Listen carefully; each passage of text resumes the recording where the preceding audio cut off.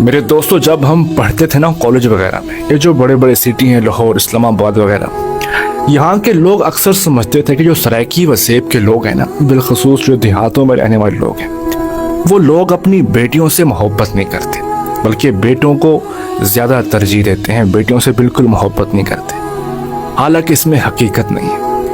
میں آپ کو اپنا آنکھوں دیکھا ایک واقعہ سنواتا ہوں کچھ دن پہلے کا۔ یہ واقعہ انسان کی آنکھوں میں آنسو گرا دیتا ہے۔ میرے دوستو، واقعہ کچھ یوں ہے کہ ایک نوجوان گپانگ قبیلے سے، جس کا تعلق چاچنا شریف سے ہے، ان کی ایک دکان ہے، درزی کا کام کرتے ہیں، چھوٹا موٹا کاروبار ہے۔ یہ آپ ویڈیو بھی دیکھ رہے ہوں گے، یہ نوجوان کس طرح رو رہا ہے۔ میرے دوستو، ان کی شادی ہوئی، پروردگار نے ان کو بیٹی سے نوازا۔ جو ہی بیٹی دنیا میں آئی تو وہ بیماری میں مبتلا ہو گئی۔ ایسی بیماری لگی کہ اس کو ہر وقت خون کی ضرورت پڑتی تھی اور علاج بھی بہت مہنگا تھا۔ لیکن اس نوجوان نے اللہ کا شکر ادا کیا کہ اللہ نے مجھے بیٹی عطا کی، اور اس کے علاج میں لگ گیا۔ وہ خون کی بوتلیں لاتا اور بیٹی کو لگواتا، اور دن بڑھتے گئے، حتیٰ کہ وہ نوجوان کہتا ہے کہ میں نے اتنی کوشش کی کہ لوگوں کے سامنے ہاتھ جوڑے، اور ہاتھ جوڑ کر خون اکٹھا کیا اور اپنی بیٹی کو لگواتا۔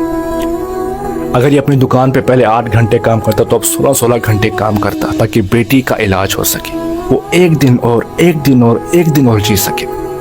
اور پاکستان سے مہنگے ہاسپٹل میں لے گیا اور اپنی بیٹی کا علاج کروایا۔ کہتے کبھی 30 ہزار 15 ہزار کی جو ان کی دوائیں آتی تھی، صرف میں نے بے انتہا محنت کی۔ حالانکہ کہتا کہ مجھے پتا تھا کہ میری بیٹی پھر نہیں بچے گی، لیکن میں چاہتا تھا کہ ایک دن اور اپنی بیٹی کو ایک دن اور اس کی عمر بڑھا سکوں۔ بس اس نے اپنی ساری زندگی اپنی بیٹی پہ خرچ کر دی۔ وہ ڈبل محنت کرتا، بے انتہا محنت، 16 گھنٹے کام کرتا، اور اس کی بیٹی بڑی ہوتی گئی۔ جب وہ جوان ہوئی، 11-12 سال کی ہوئی، یہاں وہ اپنی زبان سے جو کچھ نکالتی تھی، اس کا والد جیسے کیسے کم کر کے، بے انتہا کام کر کے اپنی بیٹی کی خواہش پوری کرتا تھا، اور مہنگے ہاسپٹلوں میں اس کا علاج کیا۔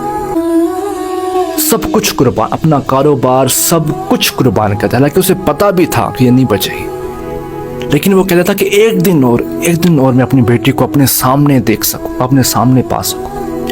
لیکن جب بیٹی 14 سال کی ہوئی تو اللہ تعالیٰ کو کچھ اور ہی منظور تھا۔ جب اس کا علاج مکمل ہوا تو اچانک پھر اسے کچھ مسئلہ ہوا اور ہاسپٹل لے گئے۔ جب وہ جوان ہوئی تو اس دنیا سے رخصت ہو گئی۔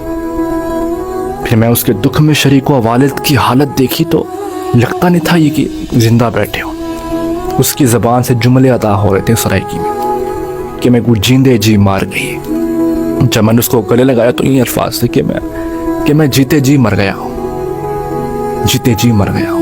میرا سب کچھ میری بیٹی تھی، میری دولت تھی۔ میں نے اپنی زندگی کا سب کچھ اس پہ لگا دیا کہ ایک دن اسے میں اپنے سامنے دیکھ سکوں۔